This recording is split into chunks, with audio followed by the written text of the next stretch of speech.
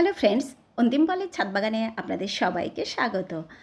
আর এই যে আজকে তো একেবারে ঝকমকিয়ে দেখতে পাচ্ছেন রোদ উঠেছে, কিন্তু রাত্রির বেলাতেই হয়েছে প্রচুর বৃষ্টি। প্রচুর বৃষ্টি মানে একদম ভারী বর্ষণ মানে টানা 3 ঘন্টা 4 ঘন্টা ধরে কিন্তু বেশ ভালো বৃষ্টি হয়েছে। আর বৃষ্টি হয়েছে মানেই আমাদের তো তখনই শুরু হয়ে যায় বাগানের কিছু কাজকর্ম। তো আমিও দেখলাম এই বৃষ্টি বৃষ্টি ওয়েদারে মানে কয়েকদিন তো এখন এই রকমই মোটামুটি একটু রোদের তেজটা কম থাকবে। কিছু বীজ চারা এগুলো তো বপন করা যেতেই পারে, তাহলে ভালো হবে। তো সেই মতো আজকে কিন্তু আমি কিছুটা বীজ আর কিছুটা চারাও বসাবো, অবশ্যই সেগুলো গরমেরই। আর আমি সেগুলোর জন্য হালকা করে একটু মাটি যেভাবে তৈরি করি ওই রকমভাবেই মাটি তৈরি করে নেব। তো দেখবেন এই যে মাঝে মাঝেই একটু মেঘ হচ্ছে, দু একবার এই যে বৃষ্টিও একটু হচ্ছে, আর এরকম ওয়েদার আছে বলেই কিন্তু আমাদের গাছগুলো এখনও বেশ সুন্দর আছে। এমনিতেও দেখবেন এখন রাতের দিকে একটু ঠান্ডা ঠান্ডা হাওয়া পাওয়া যাচ্ছে, সেই যে গরম এখনও আসেনি। তো তার জন্য আমাদের বাগানটা বেশ সবুজ আছে এখনও। আর এখনও কিছু কিছু বীজ বপন করে দিলে বা চারা যেগুলো একটু রেডি আছে সেগুলো বসিয়ে দিলে কিন্তু এই 20-25 দিন বা 1 মাসের মধ্যেই অনেক কিছুই আমরা পেতে পারি বাগানে থেকে। দেখবেন শশা গাছ যেমন বসালে মোটামুটি 33 দিনের মধ্যে আমি আগেরবারে পেয়েছিলাম শশা। তো এরকম ডাঁটা বসিয়ে ডাঁটা আমি 24 দিনের মাথায় তুলেছিলাম। তো আর কয়েকটা দিন যদি এইরকম থেকে যায় তাহলেই বেশ কিছু সবজি কিন্তু পাওয়া যাবে।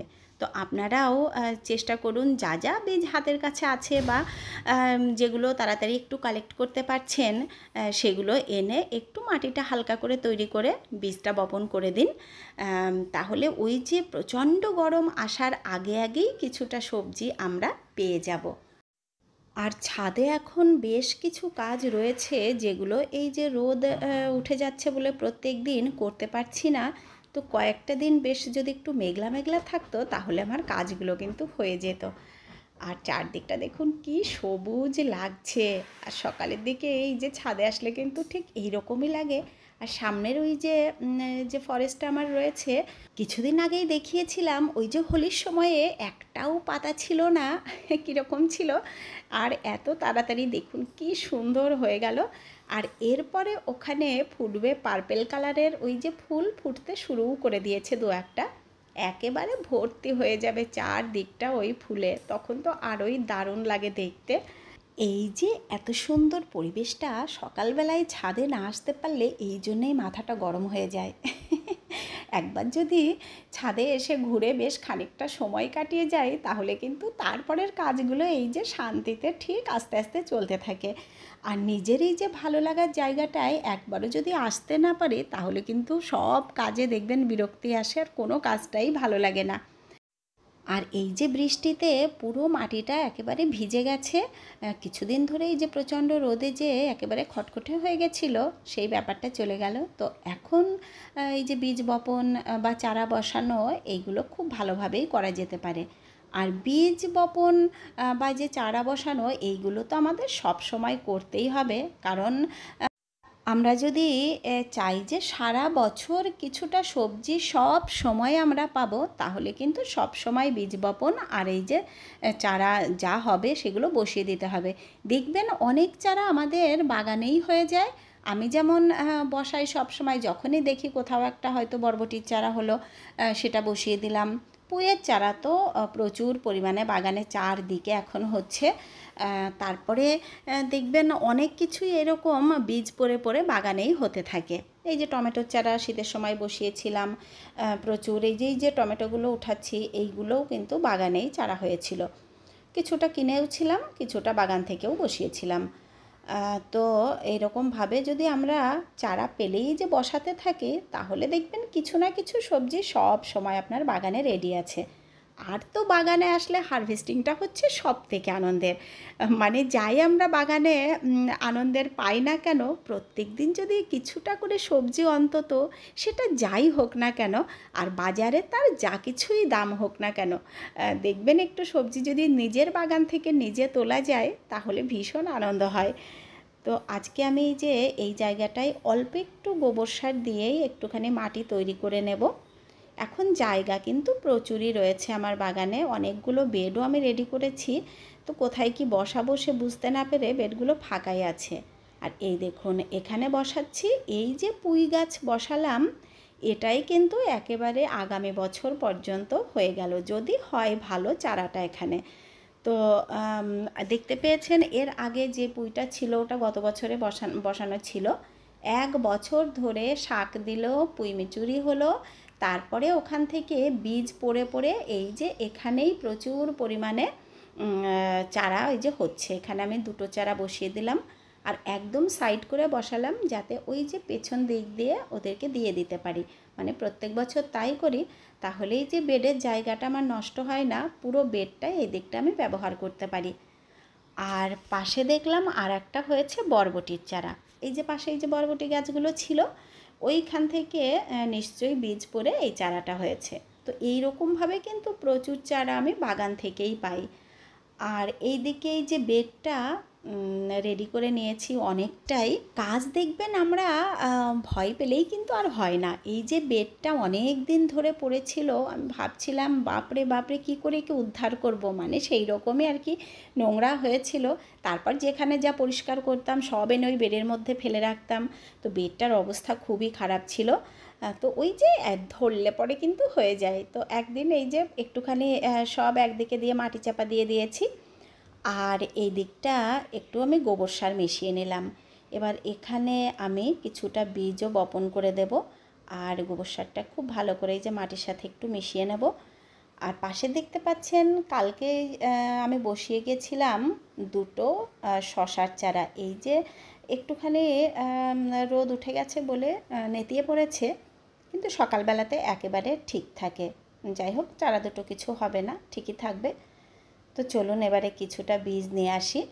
আর বীজগুলো এখন যা সব আমি ছড়াচ্ছি সবই কিন্তু আমার বাগানেরই মোটামুটি বেশিরভাগটা।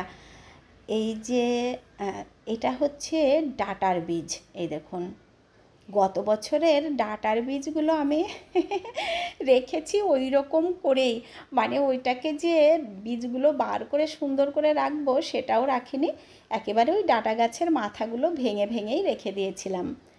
আর এই দেখুন প্রচুর বীজ রয়েছে ভেতর দিয়ে। তো এইরকমভাবে রাখলে একদিকে কিন্তু ভালোই হয়, বীজটা একটু কম কম করে পড়বে, আর একটু ফাঁকা মানেই বুঝতে পারছেন খুব ভালো করে ডাঁটাগুলো হবে। আর এই বীজগুলোতে যে ডাঁটা হবে সেটা তো কিছুদিন আগে ওই যে যেটা দিয়েছিলাম আমার বেডের মধ্যে কয়েকটা ডাঁটা হচ্ছে, ওটা দেখে বুঝতে পারলাম যে এই বীজগুলো কিন্তু একেবারে সুন্দর আছে, এখান থেকে ডাঁটা আশা করছি পাওয়া যাবে। তো এই যে সব ভালো করে একটু চারদিকে ছড়িয়ে দিলাম। এবারে এখানে একটু খুঁড়ে বীজগুলোকে একটু ভেতরে ঢুকিয়ে দিতে হবে। আর যারা কাটোয়া ডাঁটা ভালোবাসেন এই সময় কিন্তু কাটোয়া ডাঁটাটা খুব ভালো হচ্ছে, আপনারাও বসিয়ে দিতে পারেন কাটোয়া ডাঁটা। আর কাটোয়া ডাঁটা গত বছরে আমি ফার্স্ট তুলেছিলাম 24 দিনের মাথায়। তার মানে ধরুন এই যে সবে এই যে বসালাম 24 দিন তো চোখের নিমেষে দেখতে দেখতে চলে যাবে। 24 দিন আমি বাদই দিলাম, ধরুন 1 মাসেই হবে। তাহলে 1 মাসের মধ্যে আমরা সুন্দর ডাঁটা এখান থেকে পেয়ে যাব। তো আর দেরি না করে আপনারাও বসিয়ে দিন, কারণ খুব বেশি রোদ গরম পড়ে গেলে তখন ওই যে ডাঁটাগুলো বাড়তে চায় না। আর এখন যেই রকম ওয়েদারটা চলছে, মানে এই যে একটু মেঘ আসছে কখনো একটু বৃষ্টি হচ্ছে, এই রকম হলে তো খুবই ভালো হবে। তো দেখা যাক কতদূর কি হয়। আর এই যে সাইডে একটুখানি জায়গা থাকলো ওখানে আবার একটু গোবর সার দিয়ে রেডি করে নিতে পারলেই এই যে এত বড় বেডটা আমার একেবারে সহজে কিন্তু রেডি হয়ে গেল। তো আপনাদেরও যদি এরকম কোনো কাজ পেন্ডিং থেকে থাকে আর এই যে মনে হচ্ছে বাপরে ওটাকে কি করে উদ্ধার করবেন, তাহলে ভাববেনই না, যত ভাববেন তত কিন্তু ভয় আরও আপনাকে একেবারে চেপে বসবে আপনার ওপরে। তো কাজ শুরু করে দিন, একদিকে অল্প অল্প করে করতে থাকুন, দেখুন খুব সুন্দরভাবে হয়ে যাবে। একদিনে করার দরকার কি, এত বড় যদি বেড হয় বা কাজ যদি বেশি হয় অল্প অল্প করে করলে কিন্তু গায়েও লাগে না আর বড় বড় কাজ হয়েও যায়। আর লোকের অপেক্ষায় থাকলে সবসময় বাগানের কাজ কিন্তু লোকের ভরসায় হয় না, আসলে সব সময় ঠিক সময়ে পাওয়াও যায় না, এটাই হয় প্রবলেম।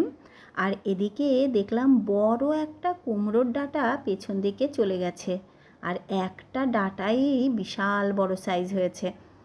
আর এইদিকেই দেখুন লিপ মাইনার চলে এসেছে। এই যে ম্যাপ পোকা সবে শুরু হয়েছে, গোড়ার দিকে দুটো পাতাতে আমি কেটে দিলাম। আর এটা হচ্ছে কাকড়ি গাছ, কাকড়ি গাছটা বড় হচ্ছে। আর এই দিকে এই যে লেবু গাছটার দিকে রোজই তাকিয়ে ভাবছি একটা লেবু তুলে দেখি কতটা রস হয়েছে, তবে এখনই খুব একটা রস হবে বলে মনে হচ্ছে না। তো এই যে ছোট্ট লেবুটা, এইটা কিন্তু অনেক দিন আগেই পড়েছে আর এটা বড় হবে না। আর গাটা দেখেও বোঝা যাচ্ছে যে এটা খুব বেশি বড় আর হবে না। তো এখান থেকে একটা ছোট্ট নিয়ে নিলাম, আর এই যে একটা এখান থেকে নিয়ে নিই। এই গাছের এবারে প্রথম লেবু এই যে তুললাম, তো দেখা যাক কীরকম হয়েছে। আর এই যে অনেক চেষ্টা করে তারপরেই পাওয়া গেছে এই লেবু। মানে এই লেবু তোলার আনন্দই আলাদা, যে এটা বেশ অনেকটাই কিন্তু কষ্ট করতে হয়েছে আমাদের, সারা বছর একে যত্ন করতে হয়েছে লেবু পাওয়ার জন্যে। আর এখানে বড় ডালটা বরং আমি কেটেই নেই। কুমড়ো হবে কি না জানি না, তবে এখানে কুমড়োর জালি আমি দেখতে পাচ্ছি না। কিছুটা ডাঁটা কেটে নিলেই ভালো হবে। যা তাড়াতাড়ি এরা বাড়ছে তাতে এদের ধরে রাখাই এখন মুশকিল, মানে জায়গাও অতটা নেই। আর একটা ডাঁটাতেই দেখুন কতখানি হয়েছে। আর এইবারে চলুন একটুখানি বসিয়ে দেব লঙ্কার বীজ। আমার এক বন্ধু যে সেদিন বলছিলেন যে লঙ্কার বীজ কিভাবে করবেন, আসলে লঙ্কা গাছ থেকে তুলে একেবারে শুকিয়ে বীজটা বার করেও শুকিয়ে নিতে পারেন, তাহলেই কিন্তু বীজটা ভালো হয়। তো আমি যেটাই যে দিলাম এটা শুকিয়েই গেছে একেবারে, আর নিচেটা কিছুতে পাখিতে মনে হয় খেয়েও নিয়েছে, তো বেশ ভালো শুকনো বীজই যেখানে দিয়ে দিলাম। আর এদিকে যেগুলো দিয়েছিলাম সেগুলোই যে বেশ ভালোই আছে চারাগুলো। আর এই যে বেগুনের বীজ যেটা নষ্ট হয়ে গেল, ওই বীজটা তো কিছুটা রেখে দিয়েছিলাম, তো ওই বীজ কিছুটা ছড়িয়ে দেখি একটা দুটোও বেগুনের চারা হয় কি না। তো এখানে ছড়িয়ে দিলাম ওগুলো। আর এই যে বেগুন লঙ্কা এগুলো কিন্তু বসানোর জন্যে আমাদের খুব একটা সময় দেখার প্রয়োজন হয় না, কারণ এগুলো তো বছরের সব সময়ই মোটামুটি হয়। তবে এটা যদিও শীতের বেগুন, তো এখন যদি গাছটা ওঠে আর বসিয়ে রাখা যায়, একটু কষ্ট করে 2-3 মাস রেখে দিতে পারলে এই বেগুন গাছটাই আবার বর্ষাতে সুন্দর বেগুন দেবে। তো সেই পর্যন্ত গাছটাকে একটু রেডি করে কষ্ট করে রেখে দিতে হবে, আর ততদিনে গাছটা বেশ ম্যাচিওর হয়ে যাবে, আর ওখান থেকে খুব ভালো বেগুনও পাওয়া যেতে পারে। আর এই দিকে আমি যে কাঁকড়িগুলো বসিয়েছিলাম, দেখলাম সব কাঁকড়িগুলো কিন্তু উঠছে এখন। আর এখানে খুঁজতে খুঁজতে আর কি চারা আছে ভাবলাম বাগানে দেখি কিছু বসানোর মতো চারা আর পাওয়া যায় নাকি। তো খুঁজতে খুঁজতে এই যে এখানে দেখতে পাচ্ছি একটা দারুণ সুন্দর লঙ্কার গাছ হচ্ছে, খুব হেলদি একদম তরতাজা হয়ে। আর এখানে একটা কুমড়োর ডগা গেছে, তার শেকড় হয়ে এখান থেকেই গাছ হতে আবার শুরু করে দিয়েছিল। তো কুমড়ো শাক এখন বাগানে প্রচুর পরিমাণে রয়েছে, তাই এখান থেকে আমি আর নেব না। আর এই দিকে দেখুন এই যে টমেটো গাছ, আমার এক বন্ধু বলছিলেন এই যে মরে যাচ্ছে, আসলে গরমের সময় টমেটো গাছটা কিন্তু মরেই যায়।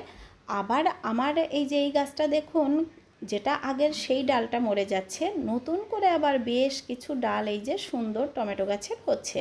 তো এগুলো থেকে আশা করছি আরও কিছুদিন টমেটো পাওয়া যাবে, কারণ ফুল এসে গেছে, আর ফুল এসে গেলে কিছুদিনের মধ্যেই নিশ্চয়ই টমেটোও পাবো। তো আজও কিন্তু 5 রকমের সবজির বীজ আমার চারা দিয়ে বীজ দিয়ে বসানো হয়ে গেল। বরবটি, পুঁই, ডাঁটা, লঙ্কার বীজ আর হচ্ছে বেগুনের বীজ, ব্যাস এই কটা দিয়ে দিলাম। এই কটা চারা যদি ওঠে তাহলেই দেখবেন আবার বাগানে অনেকটা জায়গা চলে যাবে এগুলোই বসাতে। তো আমিও চলে এসেছি ভিডিওটির একদম শেষ পর্যায়ে। আর এতক্ষণ যারা দেখলেন তাদেরকে অসংখ্য ধন্যবাদ। ভালো লাগলে লাইক, কমেন্ট, শেয়ার করবেন। আর যারা আজকে একদম নতুন বন্ধুরা, তাদের ভালো লাগলে চ্যানেলটিকে সাবস্ক্রাইব করে নেবেন। তো আপনারা সবাই খুব ভালো থাকবেন, দেখা হবে নেক্সট ভিডিওতে। টাটা।